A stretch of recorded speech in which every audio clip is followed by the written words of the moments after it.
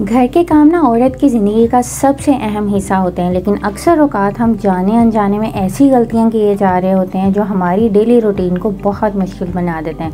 हम चाहे जितना मर्ज़ी काम कर लें, हमारे जो काम है ना वो ख़त्म होने का नाम नहीं लेते।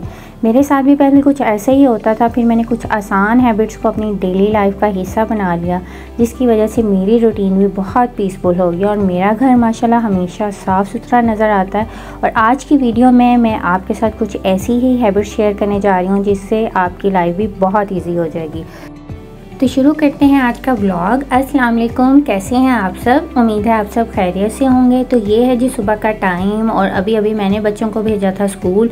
और बच्चे जब स्कूल जाते हैं तो उसके बाद बहुत सारा फैलावा होता है जो समेटना होता है। तो मेरी प्रेफरेंस यही होती है कि सबसे पहले जो है वो मैं बिस्तर वगैरह समेट लूँ।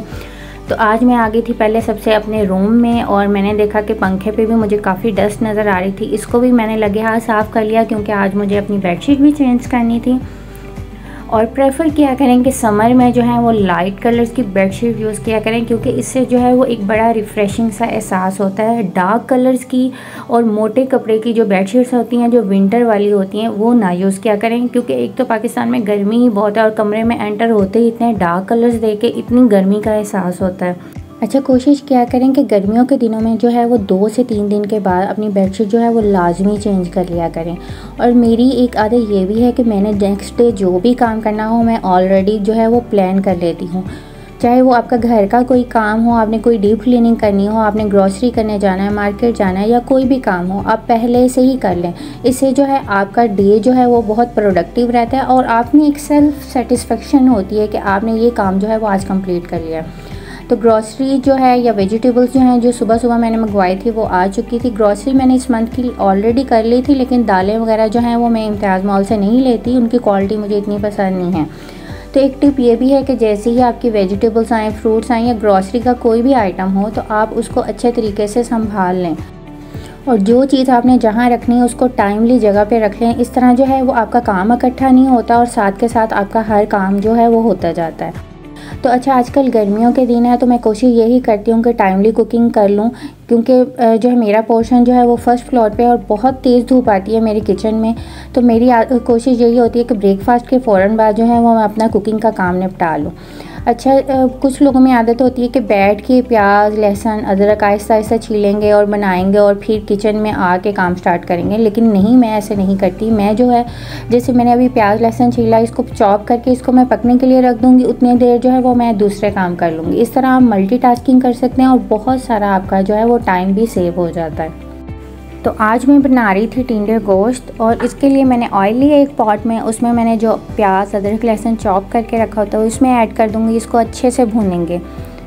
इसको अच्छे से भूनने के बाद जब अदरक लहसुन की स्मेल ख़त्म हो जाएगी तो हमने 750 ग्राम के करीब इसमें मीट ऐड कर दिया। अच्छा, सालन के जायके का सारा इन्हिसार इस बात पे होता है कि आप सालन को भूनते कितना है। तो इसमें इस पॉइंट पे मैंने नमक डाला था। उसके बाद मैंने आधा कप के करीब योगर्ट लिया है, उसको भी फेंट लेंगे और 1 चम्मच लाल मिर्च, 2 चम्मच धनिया पाउडर, 1 चम्मच ज़ीरा पाउडर और आधा चम्मच मैंने जो है वो हल्दी डाली है और आधा चम्मच ही मैं इसमें जो है वो काली मिर्च ऐड कर लूँगी। अच्छा, मेरी वो प्यारी बहनें जिन्होंने कुकिंग नई स्टार्ट की है, बहुत सारी बच्चियां जो हैं वो शादी के बाद कुकिंग सीखती हैं, तो उनको जो है वो अगर बड़ों से पूछें भी तो अम्मियां जैसे हमारी गाइड कर रही होती हैं कि बेटे आइडिया से डालो, पानी इतना डालो या मसाला, हमें तो आइडिया हो जाता है। तो उनके लिए आसान टिप यह है कि आप शुरू में जो है वो मेजरिंग कप्स और मेजरिंग स्पून यूज़ किया करें, ताकि आपकी रेसिपी जो है वो ईजी हो जाए आपके लिए और टेस्ट भी अकॉर्डिंगली ही आए। तो जैसे जैसे आपकी प्रैक्टिस होगी, मैच्योर होते जाओगे, तो आपकी कुकिंग भी अच्छी होती जाएगी। यहाँ मैंने 1 लीटर के करीब इसमें पानी डाला है। अच्छी तरह भूनने के बाद इसको हम पकने के लिए रख देंगे। अच्छा, फ़ीमेल्स में जो एक क्वालिटी ये होती है कि वो मल्टीटास्किंग बहुत अच्छी कर लेती हैं। एक ही वक्त में बहुत सारे काम जो है वो इजीली हैंडल कर लेती हैं, क्योंकि अक्सर जो ये होता है कि वीकेंड पे या मंथ में एक दफ़ा मेरे हस्बैंड कुकिंग करते हैं, तो जब वो कुकिंग करके बाहर आते हैं तो किचन में ऐसे होता है जंग का समा, हर शेल्फ़ बड़ी होती है, हर मसाले के जो जार्स हैं वो ओपन पड़े मिलेंगे आपको, कैबिनेट्स खुले मिलेंगे, तो बहुत बिखरावा होता है। लेकिन फ़ीमेल्स जो होती हैं एक ही टाइम में बहुत सारे कामों को ईज़िली हैंडल कर लेती हैं। मैंने कभी भी जो सब्ज़ी जो है वो बैठ के नहीं बनाई। जब मैं गोश्त जो है वो भूनने के लिए, गलने के लिए रखती हूँ, साथ साथ सब्ज़ी बना ली।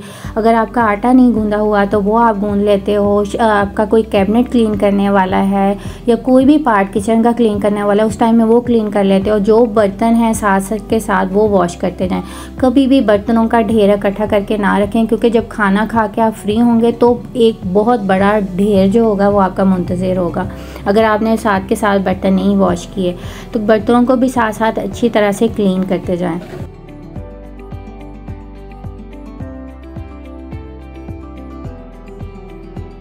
तो यहाँ जो है बर्तनों का जो पानी है वो ड्रेन आउट हो चुका था। साथ के साथ ही जो है वो मैं बर्तन फिर सेट कर देती हूँ। जो चीज़ जहाँ पे रखनी हो आप फ़ौरन से रख दें तो आपका बहुत सारा काम जो है वो आसान हो जाता है।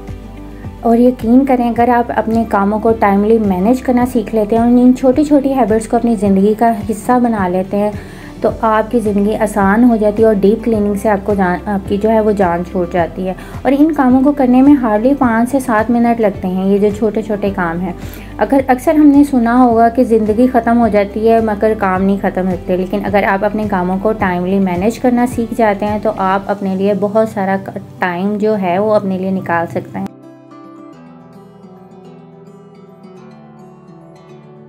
यहाँ हमारा किचन भी क्लीन हो चुका था और गोश्त भी तकरीबन गल चुका है। इसका जैसे ही सारा पानी जो है वो सूख जाएगा, इसको हम अच्छे से भूनने के बाद इसमें जो है वो सब्ज़ी ऐड कर देंगे।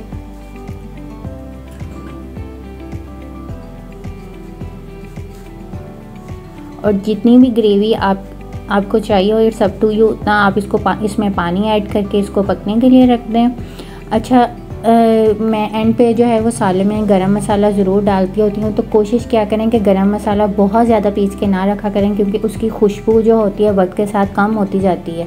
तो यहाँ मैंने एंड पे जो है वो हरी मिर्च, हरा धनिया और गरम मसाला पीस के रखा हुआ था वो डाल दिया है और ये बहुत मज़ेदार बनता है और गर्मियों में तो ये वैसे ही बड़ा अच्छा लगता है। और ये है जी शाम का टाइम और यहाँ मैं आ गई थी ऊपर। आज मैंने प्लान किया हुआ था, मैंने कुकिंग सुबह सुबह कर ली थी कि मैंने आज अपनी स्टोर की क्लीनिंग करनी है। अच्छा, अक्सर हमने अपने बड़ों से सुना है कि किसी घर की सफाई और सलीके का अंदाज़ा लगाना हो तो उसका किचन और आप उसका वॉशरूम देख लें, लेकिन मुझे लगता है कि आप उस घर का स्टोर रूम देखें जिसमें उसने एक्स्ट्रा चीज़ें स्टोर की हैं। और अगर वो स्टोर भी उसने बड़े ऑर्गेनाइज तरीके से की हैं तो वाकई वो बंदा सफाई पसंद है और सलीके वाला है। तो यहाँ मैंने बहुत सारी चीज़ें जो है वो डिस्कार्ड करनी थी। कोशिश किया करें कि जो चीज़ आपके इस्तेमाल की नहीं है वो किसी हेल्पर को दे दें, किसी ज़रूरतमंद को दे दें। जो चीज़ें बहुत सारी बेकार हमारे पास पड़ी होती हैं वो किसी की ज़रूरत हो सकती हैं, तो उनको टाइमली दे दिया करें, बजाय कि ख़राब करके और मज़ीद पुरानी करके दें जो आपके यूज़ में भी नहीं है। तो यहाँ सारी चीज़ें जो एक्स्ट्रा चीज़ें जो मेरी होती हैं वो मैंने अपने स्टोर रूम में रखी होती हैं, वो मैंने अरेंज कर दी थी। और तकरीबन 15 दिनों में जो है वो एक दफ़ा तो मैं ये ऊपर वाला जो स्टोर है वो लाजमी साफ़ करवाती हूँ, क्योंकि ये बंद ही पड़ा होता है, लेकिन जो बंद में भी मट्टी आई होती है। सारी चीज़ें तकरीबन मैंने बाहर निकलवा ली थी ताकि इनकी भी अच्छी से डस्टिंग हो जाए और जो भी डिस्कार्ड करने वाली चीज़ें वो भी मैं जो है वो अलहदा कर दूँ।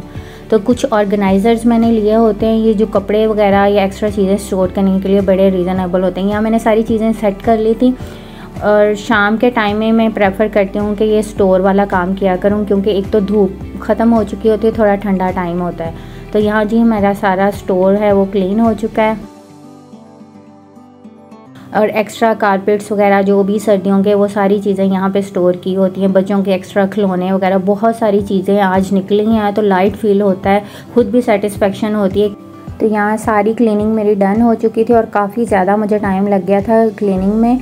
तो अच्छा, बहुत सारा सामान जो है वो डिस्कार्ड किया था आज मैंने, क्योंकि बहुत सारी चीज़ें हम ऐसे ही संभाल कर रख लेते हैं कि ये यूज़ हो जाएंगी। शूज़ वगैरह होते हैं जो बड़े एक्सपायर हो जाते हैं, बैग्स एक्सपायर हो जाते हैं, तो टाइमली दे दिया करें। जो चीज़ हमारे लिए बिल्कुल फ़ालतू है या एक्स्ट्रा है वो किसी के लिए अगर आप टाइमली दे देंगे तो वो खुशी का बाइस हो सकती है। तो ये है जी रात का टाइम और बच्चे रात को ही जो हैं वो अपनी स्कूल की तैयारी करके रख लेते हैं। कपड़े मैंने प्रेस किए होते हैं, लेकिन चीज़ें अरेंज करके रखना, जो भी सुबह यूज़ करनी हो, अपने बैग अच्छे से पैक करना, शू पॉलिश करना, ये इन दोनों का काम होता है। तो ये टाइमली कर लेते हैं और साथ साथ ही इनकी स्कूल की स्टोरीज़ होती हैं जो मैं बैठ के सुन रही होती हूँ। यही था आज का छोटा सा सिंपल सा व्लॉग। वो कुछ आते हैं जिनको आप डेली बेस पे करना स्टार्ट कर देंगे तो आपका किचन और आपका घर हमेशा साफ़ सुथरा और ऑर्गेनाइज रहेगा और आपकी रूटीन लाइफ जो है वो बहुत इजी हो जाएगी। अगर व्लॉग अच्छा लगा हो तो लाइक, कमेंट और शेयर करना ना भूलिएगा। तो मिलते हैं एक नए व्लॉग के साथ, एक नई रेसिपी और एक नई रूटीन के साथ। Thank you so much. अल्लाह हाफिज़।